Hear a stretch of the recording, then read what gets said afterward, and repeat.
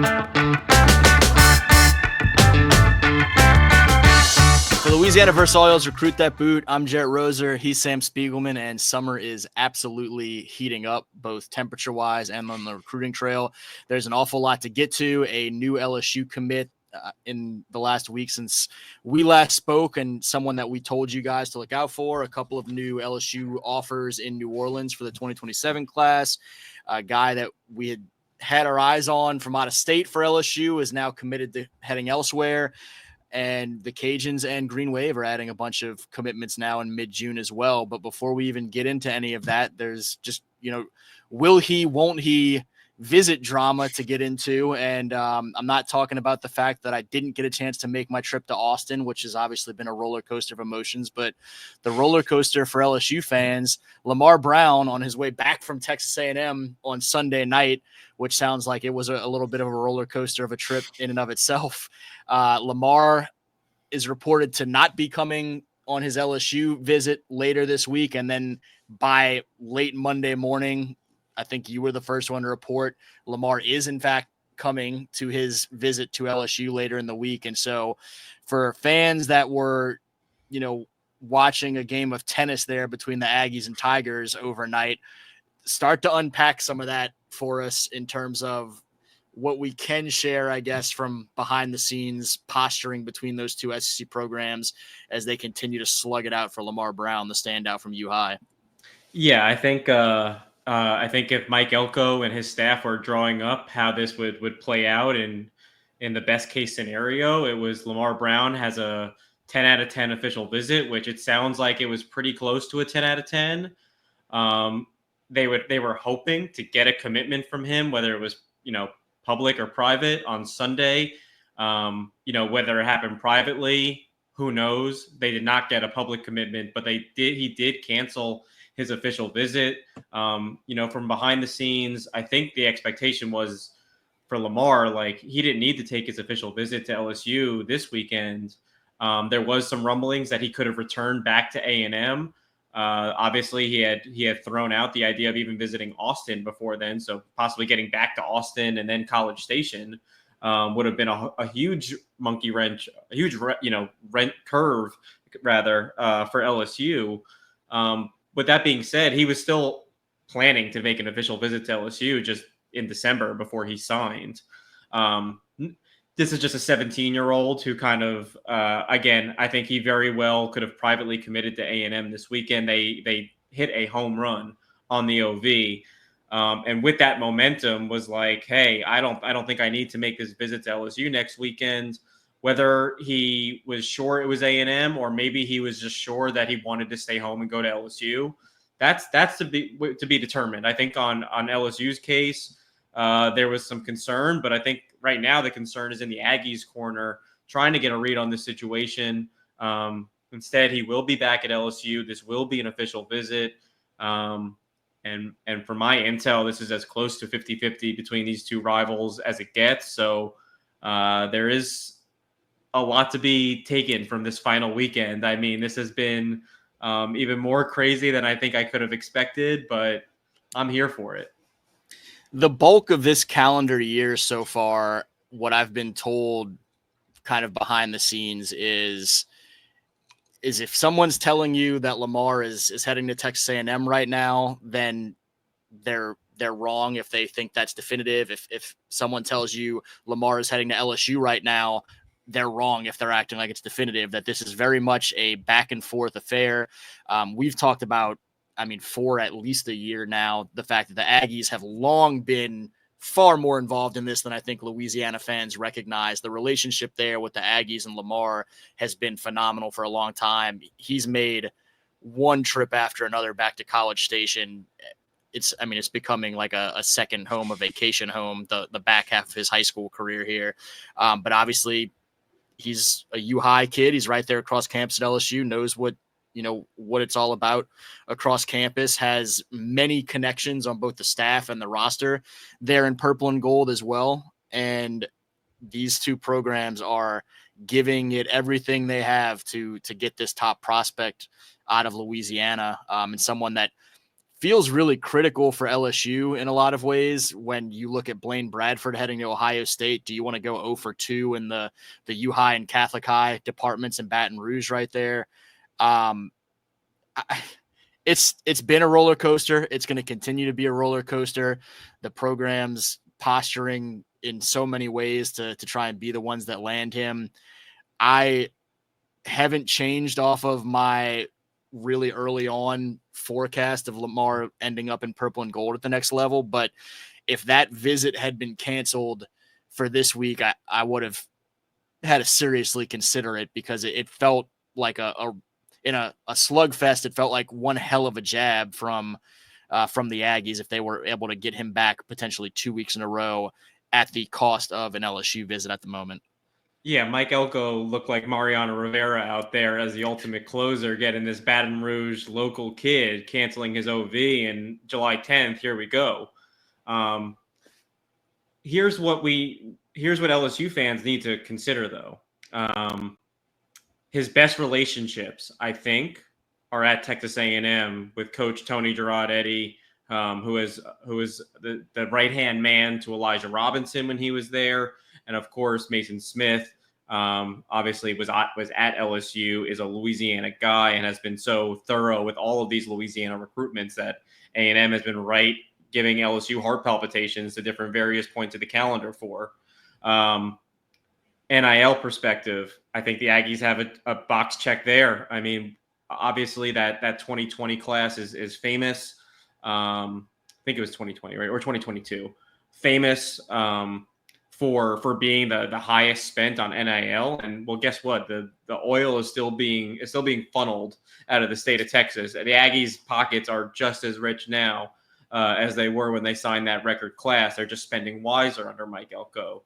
And 3, you talked about priority, and you can make an argument for LSU here as well, but Texas A&M has Lamar Brown number 1 on their board. We're not talking about defensive linemen. We're talking about number 1 on their board after he worked out there last summer. He's obviously worked out for LSU various times over the past 3 years. They loved him at O-line, and then they recruited him at D-line as well. I think they would take him if he wanted to be the punter and the head news writer on Saturday nights too.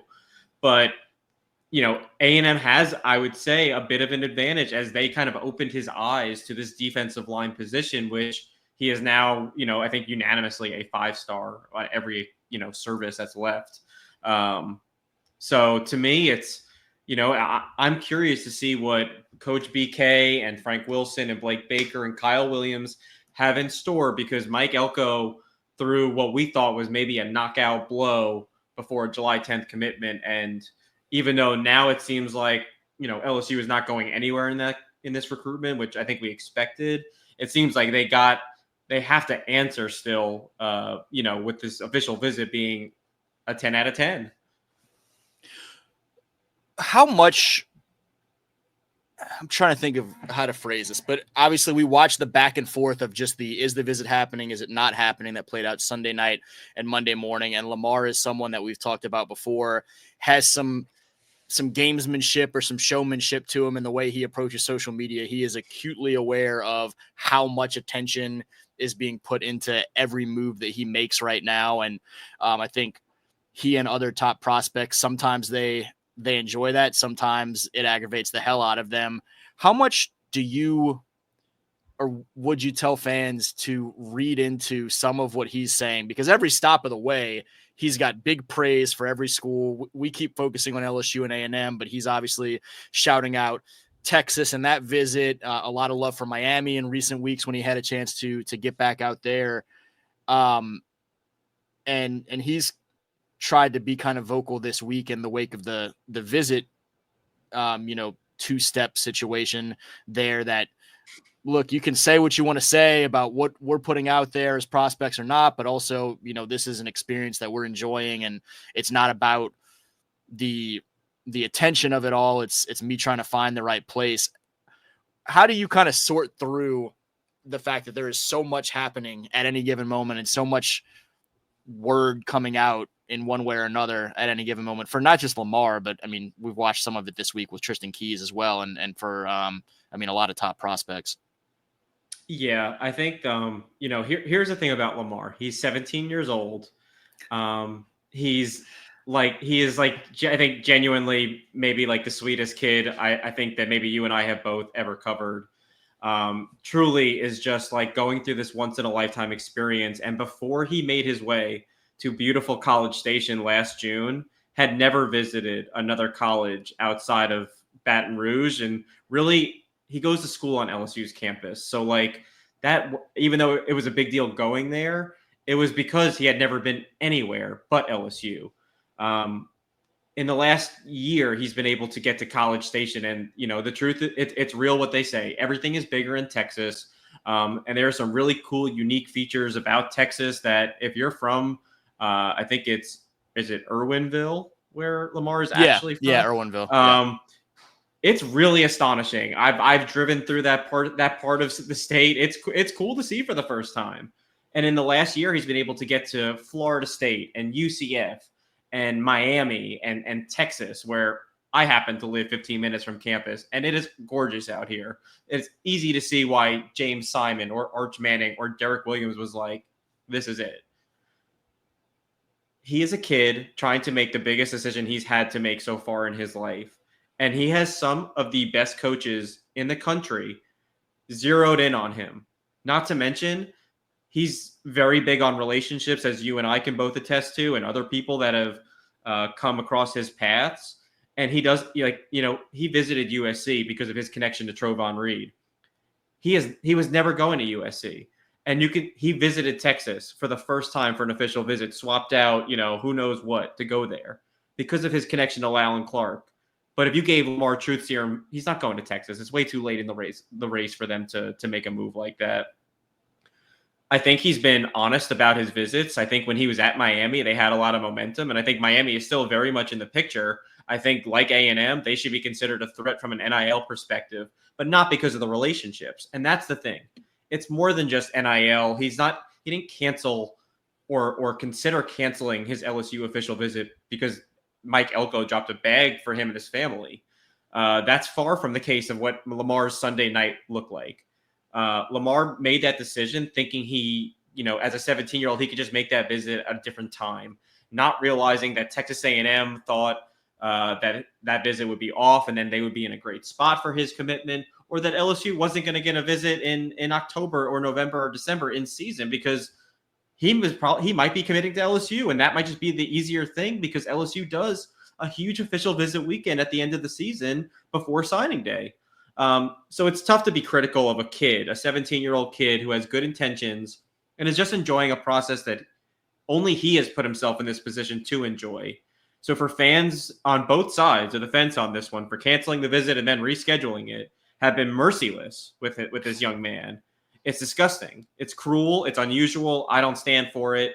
And I think if they just took the second to look at this as a kid trying to make a big decision, and if they were in their shoes, how would they act at their age? Because I know that I would be pissing off a lot of people and ruffling a lot of feathers myself.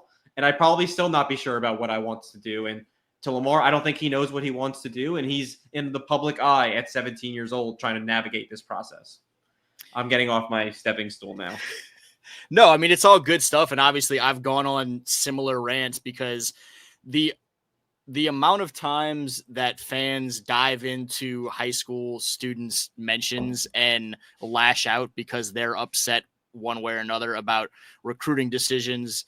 And in this case, fans were lashing out pretty heavily from the LSU side, just about the dynamic of him potentially not taking a visit to a place that he has lived his entire high school career and been on numerous occasions. And then less than 24 hours later, you're watching other fans now bickering, LSU fans amongst themselves saying, hey man, delete this. This was stupid. Why did you lash out at this kid that we still very much want to be a part of this class? And so watching the way all of that plays out is always super annoying. And people should, like, as much as I'm watching the College World Series right now, they have these NCAA gambling ads, I guess, of, hey, look, sports betting is here, and it's great that you're betting on whatever sports, but don't be a loser and lash out at a guy if your parlay doesn't hit.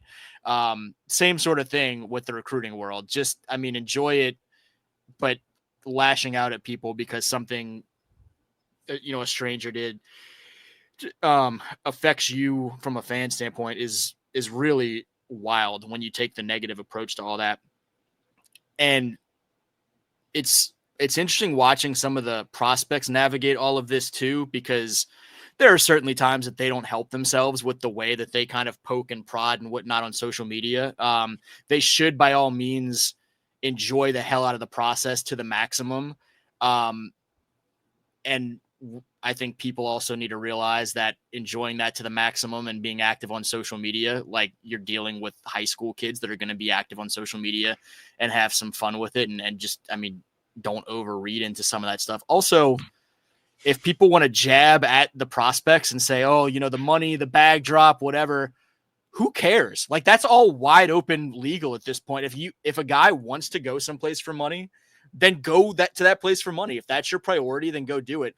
But I've been told repeatedly throughout Lamar's process, from not Lamar and people around him, but literally schools in multiple different directions, that's not the determining factor for Lamar at all. That hasn't been as much the part of the conversation with him as it has been for a lot of other prospects. And so I don't understand that piece of the equation for people that want to lash out at Lamar Brown in particular, because if that's what he wanted to do, if that's what was going to be his determining factor, then that's every bit his and his family's right to let that be the determining factor. But we're repeatedly told that that's not for him. It would be the determining factor for me. I wish someone would drop a bag on me right now. I'd start spewing whatever they wanted to. No, in fact, most recently when I put out that scoop on, I think that was Monday. I kind of forget my days nowadays, which is typical. It was, here's the biggest thing is, if he's going to play defensive line, he wants to be in a position where he is going to learn, develop, and start getting to be that Sunday player as soon as humanly possible. That was the number one thing I heard about what Lamar's decision is going to come down to. 2 was maybe NIL. To me, I have check your priorities. I'd have the NIL first. But here's the thing. These kids are going to say that they enjoy their visits because they're, on social media, they're creating a brand for themselves. They want to, like the Nebraska fan base and the Florida State fan base and the Texas fan, like, they're famous fan bases for being diehard. And these kids if they visited a ton, it means they have interest in the school.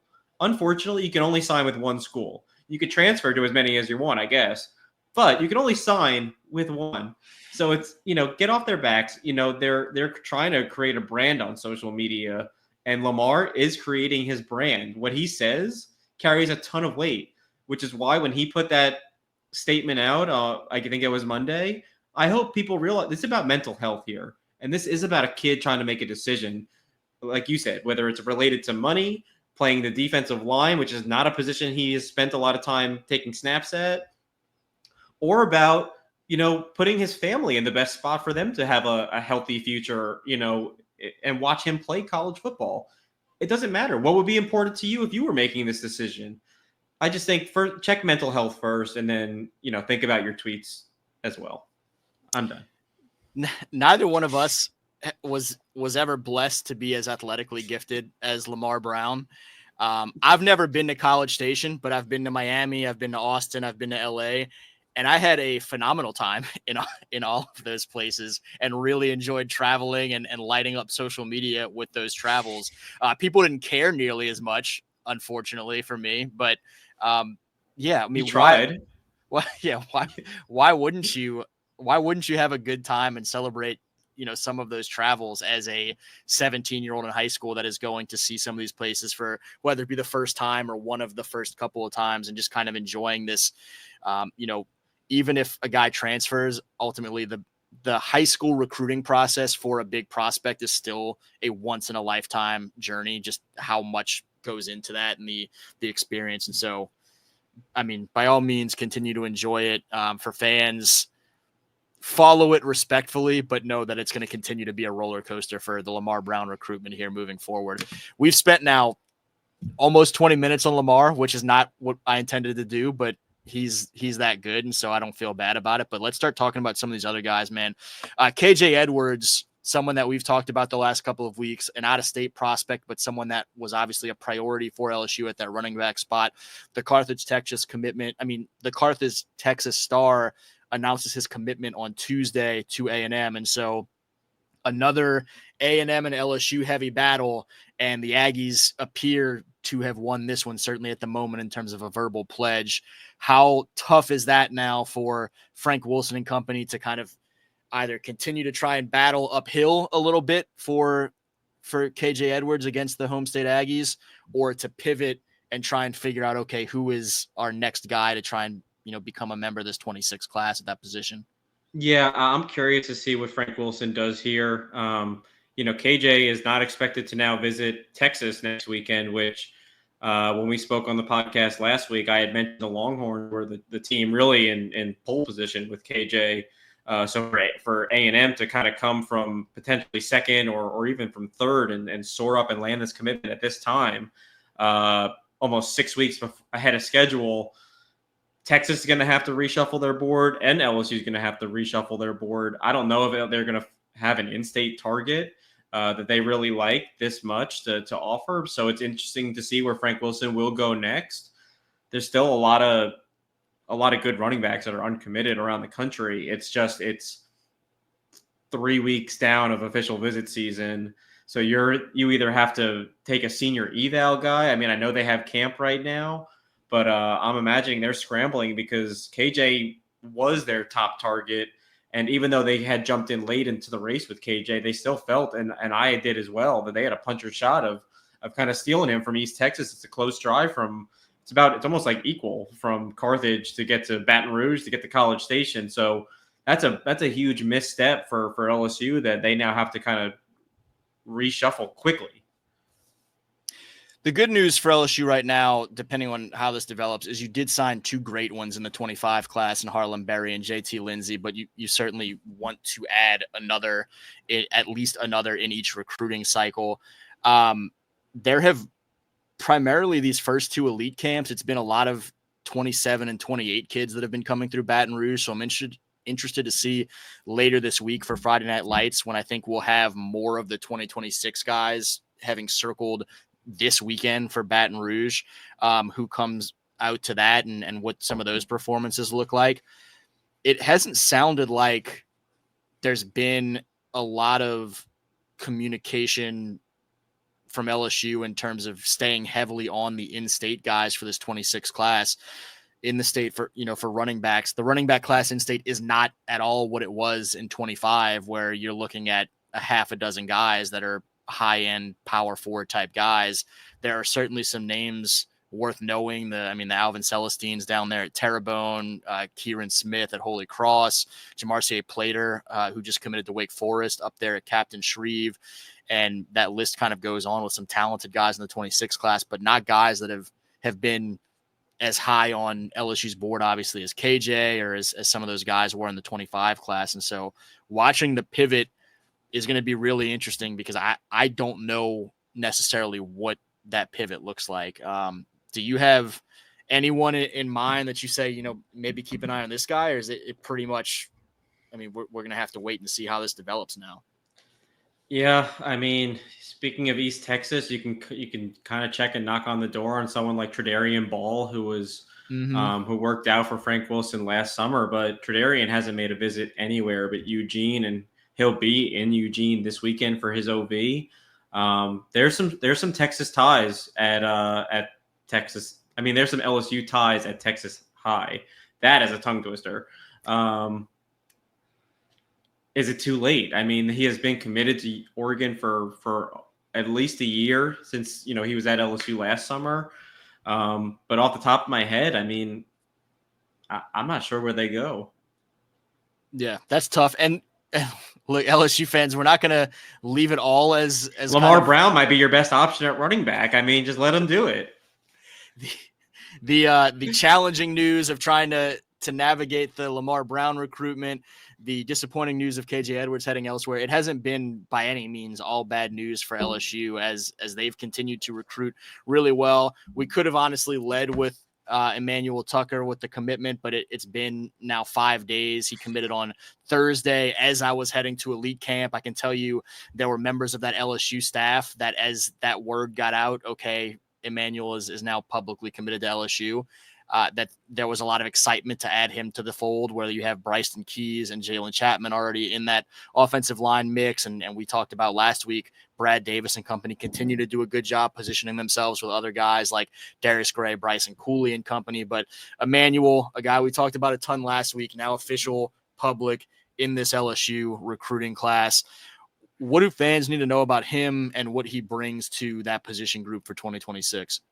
Yeah, I think he's one of the true tackles that Brad is after. He's after a lot of these great interior guys, but he's very picky about his tackles, and I think Emanuel has some of the best length we've seen in the country to fill out a frame.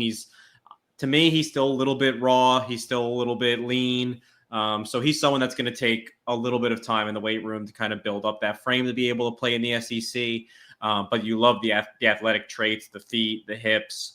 He just needs to add some strength, functional strength, and obviously build out his frame to play against guys like Lamar Brown and Tank Jones and those guys on Saturday. You mentioned Bryson Cooley. New predictions in for Bryson Cooley this week. LSU must own property in Mississippi this cycle because they are crushing it in the SIP. Bryson Cooley declared LSU his leader. He's at Hail State. He's at Starkville this weekend. I think that would be a little bit of an upset if Mississippi State was able to kind of overtake LSU, but I don't think it'll be long before Cooley is in the bag. J.J. Bush out of the Mobile area. LSU has been leading. I think we've talked about him on the podcast. Yeah. He's a super athletic, multi-sport athlete over there from Theodore, which is just right outside of Mobile, has been to LSU. I think might be someone you might see camp at LSU next week, but just a Blake Baker guy through and through, and has been. I think LSU was his first big, SEC offer besides Mississippi State. And since they offered, and then after this official visit, spending time with Damone Clark, our boy, pretty cool that he had his camp over the weekend. Shout out to Damone. And Darius Gray. We've talked about Darius on multiple times on the podcast. My pick has been in for LSU, and I think this weekend, really pushed them forward. I think it's down to LSU and Tennessee with this South Carolina visit on deck. South Carolina has been the team buzzing with Darius for most of his recruitment, but LSU and Tennessee took big steps on their OVs, and South Carolina is going to try to keep this pace forward. Clemson, I believe, is out with him, which is a pretty big development and behind the scenes. But he really loved his time, not only with Brad Davis, but with the actual LSU players. You got to credit the Bordelons and Weston Day. I mean, all these offensive linemen are recruiting. They're not only getting better this summertime, but they're recruiting the heck out of these blue chippers. Seemed like a very productive weekend on the trail for those Tigers. We mentioned before Tristen Keys, some similar dynamics with him this week as Lamar in terms of, okay, he's not making that trip to Alabama now. Fans reacting to that. He's fresh off of a visit to those Tennessee Volunteers, where obviously a lot coming out on social media of him enjoying his time in Knoxville. He'll be back in Baton Rouge later this week to visit the Tigers, who he's been committed to since, February? I think the announcement came out in. What do you make of the TK recruitment as he now gets toward the back end of this heavy visit schedule that he had in June, and just kind of where the Tigers stand with him, particularly coming out of that Knoxville visit and knowing that the Alabama trip is now not in the mix for this week? I think that's huge for LSU and their attempt to hold on to TK. I was told before and then again after his commitment to LSU that there's going to be, about 3 or 4 teams to watch out that are really going to have a shot to move him off of LSU. Ole Miss, because it's an in-state program, Alabama, Auburn, and Tennessee. At this point, Alabama's not standing and Auburn's not standing. And I think Ole Miss is playing from way, way back. I think A&M is obviously shooting its shot, but Tennessee is the team that I've been watching. before TK committed to LSU this spring, he had just made a visit back to Knoxville. He's not only close with the commitments like Faison Brandon, the 5-star quarterback, but Kelsey Pope, I think, was one of his first offers. Tennessee always recruits the state of Mississippi very well, and they're, like LSU, have their eyes on several targets in Mississippi. So they've spent a lot of time around Tristen Keys and mom and dad this spring. But even though that visit, like you said, the social media part, it makes a big splash. I feel like LSU is still in a great spot. Like Lamar, I think TK is enjoying the process, as he should. He's the number one wide receiver in America. And I bet some of these NIL offers and beyond are absurd, but he is an absolute stud, absolute alien. I just got off the phone with him. Here's what I can say. He said he's going to be back in Baton Rouge on Thursday for his official visit. He said, I'm going to be back home. So I think that's a pretty good sign for LSU that after all these visits to Miami, to Texas A&M, and then Tennessee, that he's still referring to LSU as being back home. We know it's an hour and a half away from Hattiesburg. He's a mama's boy who wants to be close to home. I think it's going to come down to Tennessee, Miami, and LSU. And with Alabama being out of the way, I still feel a little bit better about ultimately him landing at LSU. I'm not saying that NIL is not a factor. It certainly will. But all things considered, LSU has put itself in a position to play from ahead, and they've done nothing but stay on top through these very rigid visits so far. Tennessee and Miami have been the two that have felt like the biggest factors to me in potentially flipping TK. He's obviously made a ton of visits. He's had a great time, but LSU has always been a school that he admired quite a bit in terms of, obviously he's not far from LSU Tiger country up there in Hattiesburg. He plays for the Hattiesburg Tigers in their, purple and gold and everything. And he's watched from not that far up the road all of the success that LSU's passing game has had in recent years and the development of those wide receivers in recent years and getting those guys to the league. He, some of his 7-on-7 time during high school was he came over and played some for the Bootleggers, where Jamar and Malik and all those guys played at times during their high school career as well. And the sense from LSU has been, these programs are continuing to push, but that there's a confidence there of feeling like the plan that is in place for TK to be a member of this 2026 class is a strong one, and one that they have a lot of confidence in, getting to the finish line with him. I don't know if you have more that go ahead. No, it's a throwback, especially with our boy Shay listening, hopefully at home. Tristen Keys, if he signs with LSU, will be the prince that is promised from Hattiesburg High School. We can all recall the recruitment of the Fabian Franklin, which had to be he was the Lamar Brown of his class back in 2017. I remember going out to Hattiesburg for Fabian, declared LSU his leader countless times before signing with TCU, and now obviously that worked out fine for them, but it is certainly LSU country out in Hattiesburg. I tell you that. So you're saying this is the opportunity for Donovan Tate and Shea Dixon and everybody to get their vindication, to make good in Hattiesburg. Sticking with some pass catchers, another news element from Thursday, two guys that believe we've talked about a little bit on here as well. Raequan Williams, Miguel Whitley, the dynamic 2027 duo down there at St. Aug. They both pick up their LSU offers on Thursday. They are offers number 10 and 11. I don't know who technically is 10, who technically is 11. They get their offers in pairs all over the country pretty much, but they're now in the mix in terms of these early priority targets for LSU in state, and two really good ones that I think we would probably both say are just starting to kind of scratch the surface of what we think they can be long-term. How about a couple of Purple Knights now on that LSU offer list for 27? Not surprised. Felt like it was a matter of when, not if. Miguel has picked up LSU and Ohio State in the past week. I think Raequan picked up LSU in Florida. this week as they navigated different camp circuits.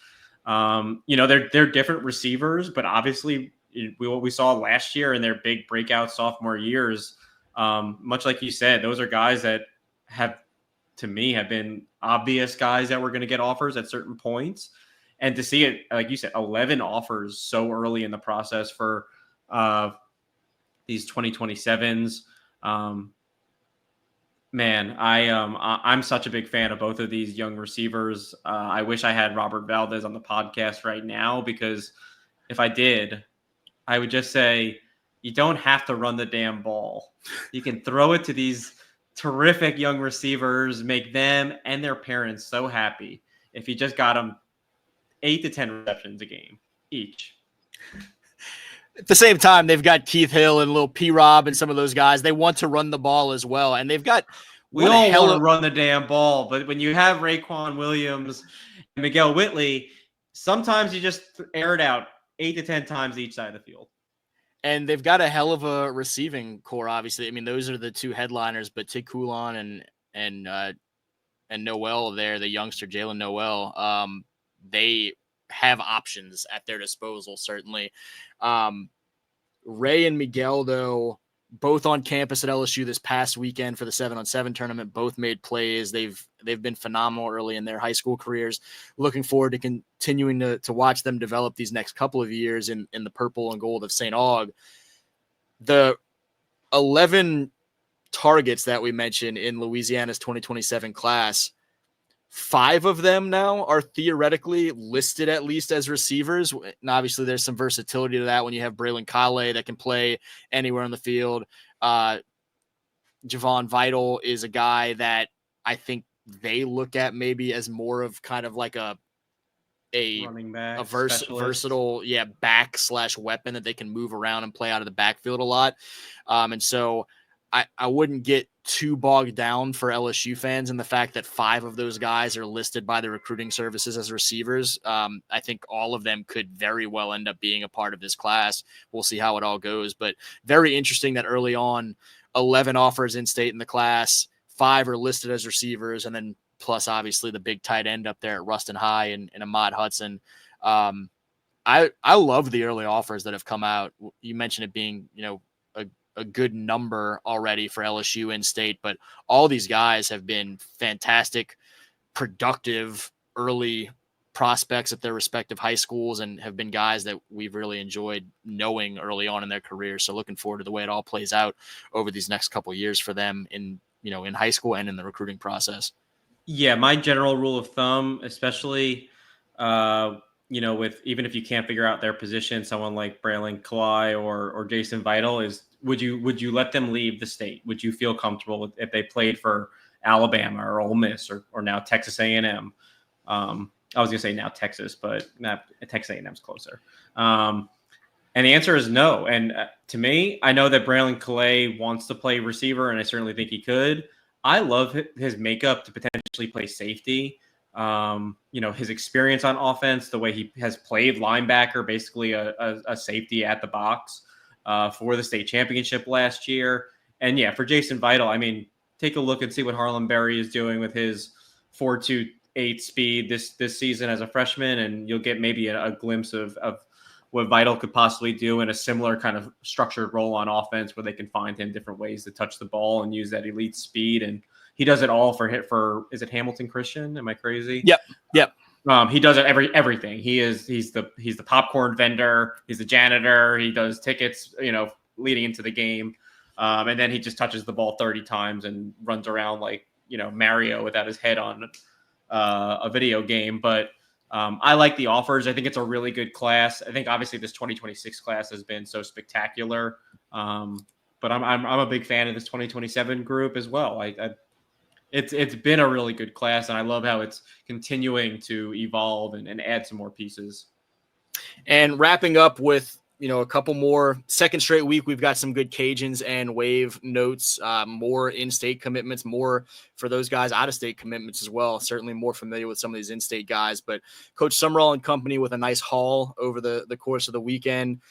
4 out-of-state commitments in Gary Hadley Jr., the receiver from Fort Lauderdale, Colby Simpson, the tight end from California, and a couple of, I think it's Friendswood, Texas teammates, and Noah Abibi and Jordan Kreitz, an offensive line, defensive line duo. And then for me, the guy that I know is Trez Davis, the receiver from West Monroe, 6 foot 180 wide receiver from up there in Ouachita Parish, who commits to the Green Wave over the weekend, and someone that I really, really like. I mean, when you talk about a kid that was pushing 1,000 receiving yards in that West Monroe offense, I mean, it's not quite as run heavy as it was in years past. They throw it around a little bit more up there than, when I was up there working for the News Star, but Trez put up numbers as a receiver at West Monroe. He has the ability to go up and get the ball, as you see time and time again on his highlight reel. He's also a really, as you would imagine, I guess, from a West Monroe receiver, he's a dedicated blocker on the perimeter, which is obviously super exciting to see for college coaches, to see a receiver who shows that level of commitment and that level of strength on the outside to help you in the running game. And so I think Trez and all of these out-of-state guys that I'm not as familiar with, a really nice weekend again for folks uptown to continue to add to that 26 class. Yeah, I was also going to highlight Trez. I think, he's someone who I think we can almost, obviously projecting is impossible, but just someone who obviously West Monroe does not air it out quite like a Zachary or, Carr. Someone who I could see be just so much more productive on Saturday with more volume. He's a big-bodied receiver, super athletic. Anytime he does make a catch, you see him outbody people. I think he's got a different gear, a different level of physicality. You mentioned his blocking is superb. He's a big, tough receiver from the sticks, and I'm not surprised to see Coach Summerall and that staff go find a stud from West Monroe, a program that's so accustomed to winning and that has culture, and bring them to Tulane to try to add to that flair. And then out in Lafayette, Coach Dez and company, I know of at least 3 commitments over the weekend. Gunnar Goodwin, an offensive lineman from Mississippi, and then, right down University and Congress, or from UL up Congress and University, LCA, a couple of teammates with the commitments in Luke Green, fantastic safety up there for the Knights, and Braylon Walker, the dynamic quarterback for those guys. If you're the Cajuns and you can keep guys from LCA and STM and Acadiana and Karen Crow and all these programs close to home, it's certainly a great opportunity to do it. And these are members of that 26 class that is kind of that next wave of a really strong class of prospects. And so to add a couple of those guys, I think, a nice weekend for Dez and Coach Leger and company. Both have been phenomenal already for the Knights. Luke is someone that stood out to me really early on as someone that can obviously make plays back in coverage on the back end of that defense, but is pretty confident and comfortable coming downhill and thumping a little bit closer to the line of scrimmage. And then Braylon kind of stepped into some big shoes trying to follow Jawan Johnson's, epic legacy that no one could really step into and match right away. But Braylon was a fantastic playmaker for those guys this past year, had them in a quarterfinal and, as much of a chance as maybe making a D3 select run as anyone this past fall. And I think that team will be right back in the thick of things this year with those two as key components of it all. No arguments from me, Jarrett. He's Sam Spiegelman. I'm Jet Roser. We've hit on an awful lot today. There was an awful lot to hit on. Looking forward to getting back to it soon. I know Sam has a lot of Rivals obligations next week. If you want to tell folks what to kind of watch out for you next week when we're taking a week off from the show. Yeah, we're wrapping up our summer series next week. I'll be on the road in Indianapolis, on the field all day next Tuesday. That's our day that we normally record. And then Wednesday will be a day that will live in infamy with traveling back to Austin, taking hospital tours with my wife after arriving back in Austin at 8 a.m. And then hitting the road Thursday morning to go to Tampa for Future 50. So between the Rivals 5-star and Future 50, I'm off the map next week. We'll have a ton to talk about when I get back. We'll be loaded. No doubt about it. You have safe travels and enjoy it all. Again, he's Sam Spiegelman. I'm Jet Roser. This is Louisiana Versailles. Recruit that boot. Until next time, y'all be well.